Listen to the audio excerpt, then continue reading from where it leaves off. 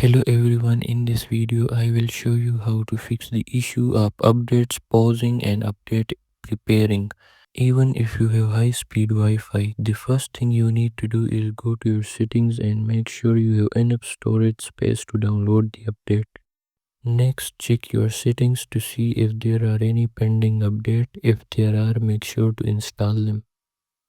However, if you are still experiencing the pausing problem, the best solution is to swipe the screen to reload the page, and you have to do it again and again until the update is downloaded.